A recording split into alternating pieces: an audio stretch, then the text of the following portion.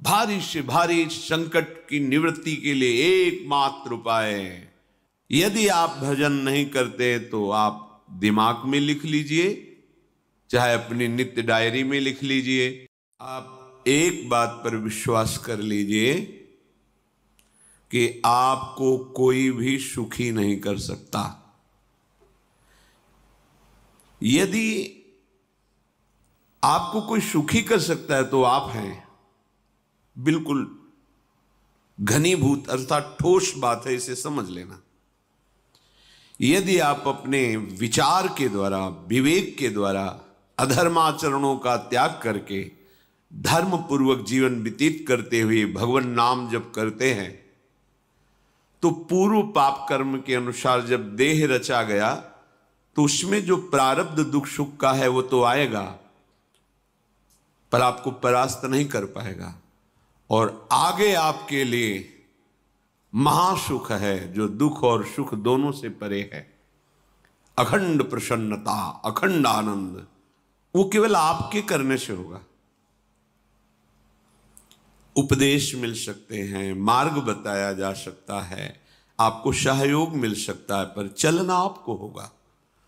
यदि आप नहीं चले तो ये कहीं भ्रम हो कि मैं कहीं जाऊं और मेरी दुख निवृत्ति हो जाए, तो इस भ्रम को छोड़ देना आप।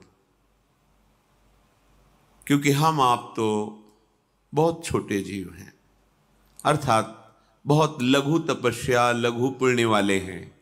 हम उन महापुरुषों की बात करते हैं जिन्होंने आजीवन ऐसा तप संचय किया, फिर भी उनके शरीर में भारी से भारी दुख देखे गए। ये दुख और सुख एक भ्रमात्मक इंद्रजाल है माया का, ना दुख है न सुख है। जैसे जो सपने सिर काटे कोई, बिन जागे दुख दूर न होई। ऐसे स्वप्न में तुम चक्रवर्ती सम्राट बन जाओ तो जगने पर तुम थोड़ी रहोगे, तुम जो हो वही होगे। हम भगवान के चिदानंद अंश हैं। ये भूलकर हम अपने को स्त्री पुरुष, अच्छा बुरा, धनी निर्धन, दुखी सुखी आदि आदि बहुत सा प्रपंच है, इसे हम अपने दिमाग में बैठा लिया है। जब तक आप ये प्रपंच नहीं छोड़ोगे तब तक आपको सुखी कोई कर ही नहीं सकता।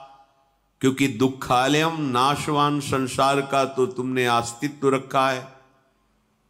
अगर ये किसी के दूर करने से होता तो स्वयं जगत गुरु परब्रह्म परमात्म तत्व भगवान श्री कृष्ण सामने हैं और अर्जुन को कह रहे हैं, मात्रा स्पर्शास्तु कौन्तेय शीतोष्ण सुख दुखदा आगमा पायनो अनित्यास्तास्तितिक्षस्व भारत। हे भारत, हे अर्जुन, ये आने जाने वाले अनुकूलता प्रतिकूलता, गर्मी शीतलता, अर्थात काम क्रोध लोभ मोह मद मत्सर अपमान निंदा, ये सब ताप पहुंचाते हैं। अनुकूलता सम्मान यश कीर्ति धन वैभव